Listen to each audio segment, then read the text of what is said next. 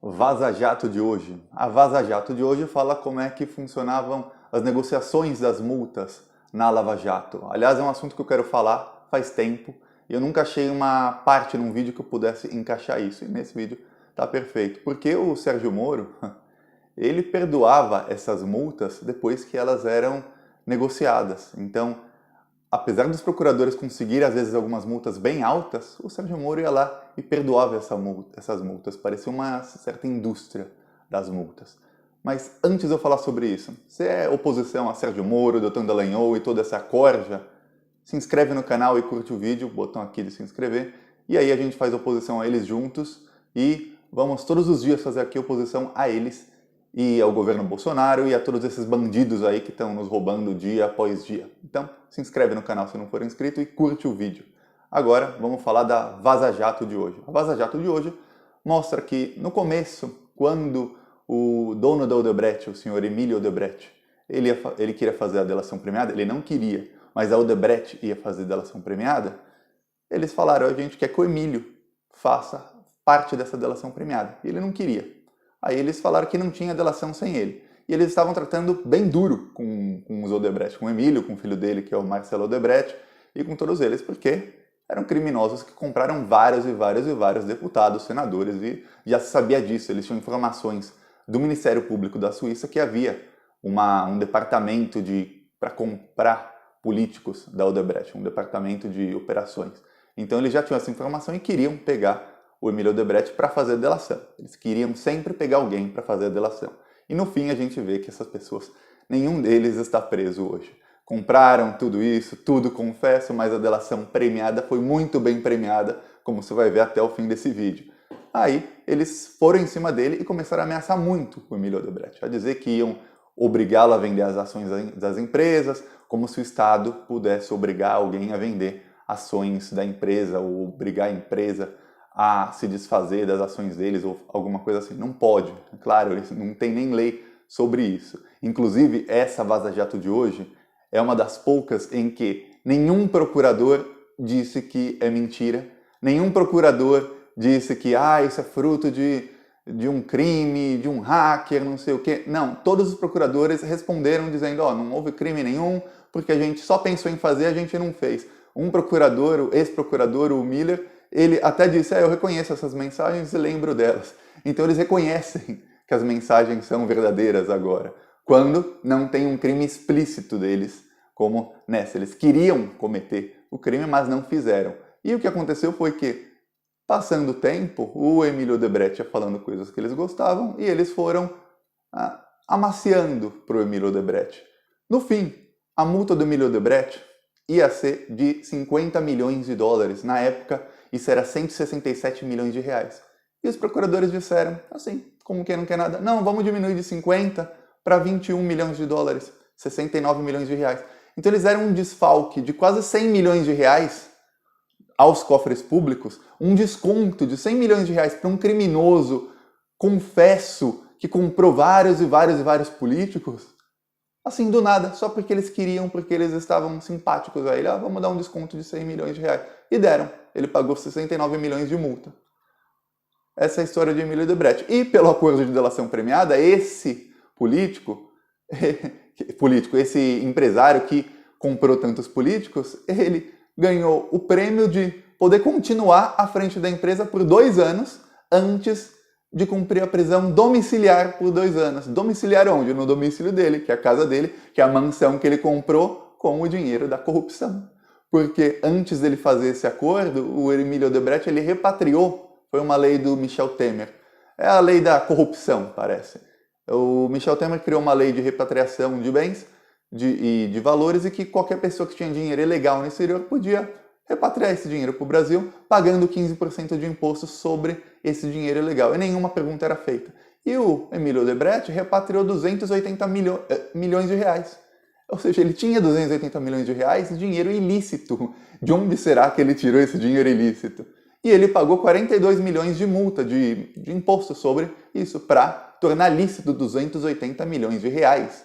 Então a gente está falando de um bandido que o acordo de delação premiada dele foi continuar na empresa por mais 2 anos. Um cara que era bandido, que roubou no mínimo 280 milhões de reais, porque foi isso o que ele admitiu que ele repatriou. Só que a lei de repatriação do Temer dizia que você não precisava trazer o dinheiro para o Brasil, então ele repatriou, mas o dinheiro podia continuar no exterior se ele quisesse. Tanto é que dos 150 bilhões que o Temer repatriou, só 26 vieram para o Brasil. É a lei dos corruptos, sempre se ajudando. Então, esse criminoso continua na empresa e depois 2 anos de prisão domiciliar e ele está livre, leve e solto. Essa é a Lava Jato. Então, mostra esse vídeo para quem gosta de Sérgio Moro e Deltan Dallagnol e pergunta, você acha isso certo? Esse cara, que 280 milhões foi só o que ele repatriou, mais o resto que não se sabe, mais o que se descobriu na Lava Jato, fora todos os crimes que ele confessou.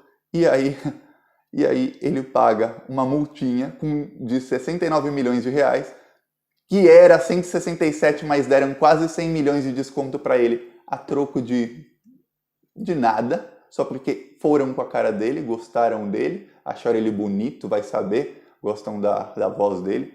Então, aí ele paga essa multinha, 2 anos de prisão domiciliar na mansão dele, 2 anos ele continua na empresa que ele usou para cometer todos esses crimes, sabe-se lá fazendo o que com a empresa, se cometendo novos crimes que talvez nunca saibamos, ou se ocultando prova de possíveis outros crimes, porque se ele tinha 280 milhões em dinheiro ilegal no exterior, que outros crimes ele pode ter cometido?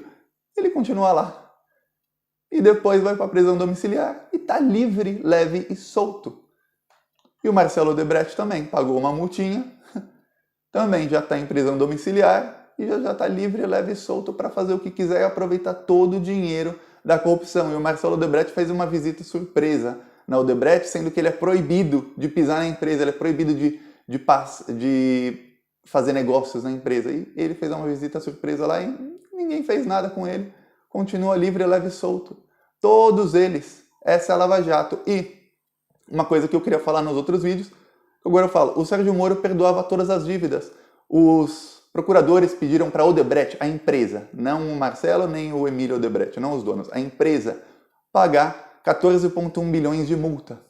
A multa da Odebrecht por todo o prejuízo danos causados ao país e tudo mais.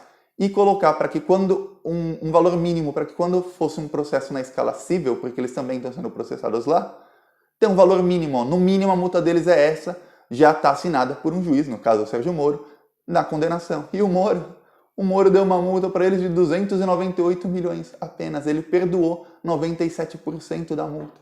Então, 13,8 bilhões de reais, para onde foram? Continuou com a Odebrecht. Então, os procuradores, mesmo com toda essa boa vontade, provaram 14,1 bilhões é o tanto de prejuízo que eles causaram.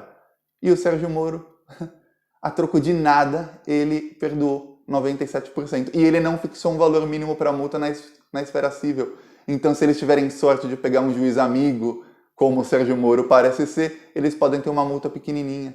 Eles podem alegar várias coisas, como tentaram fazer com os procuradores no começo. Eles tentavam pegar desses 280 milhões que o Emílio Odebrecht ele repatriou, ele pagou 42 milhões de imposto. Eles queriam abater isso da multa dele, ele ia pagar uma multa ainda menor. Os procuradores não aceitaram. Aí, no fim, viram que os crimes dele eram maior, a multa chegou a 50 milhões de dólares, eles perdoaram para 21 milhões. E no caso da Odebrecht, da empresa, eles podem, na esfera civil, falar o mesmo, ó, vai abatendo daqui e dali, e eles pagam uma multinha pequenininha, porque o senhor Sérgio Moro não quis estipular um valor mínimo. E o senhor Sérgio Moro perdoou 97% da multa. Eu estou falando de 13 bilhões 800 milhões de reais só da Odebrecht. Da Andrade Gutierrez ele perdoou 95%, da Oz mais 80%, e a troco de quê? Ninguém sabe. Essa é a Lava Jato. Então, se alguém ainda gosta do Sérgio Moro, ainda apoia do Deltan Dallagnol, mesmo com as conversas da Vaza Jato, você acha que não tem crime, a pessoa é desinformada, ou é gado, ou realmente não quis se informar, ou alguma coisa assim. Mas, se depois de saber tudo isso, e pode pesquisar, é só ir no Google, tá tudo lá. Tem uma matéria da Folha que fala tudo. Todas as multas que foram estipuladas e o tanto que o Sérgio Moro concedeu, que era sempre menor. Tem várias matérias sobre isso, é tudo público, gente. É só pesquisar. E aí, e tem gente que ainda apoia esse ex-juiz, esse juizeco, e tem gente que ainda apoia esse procurador. Não dá.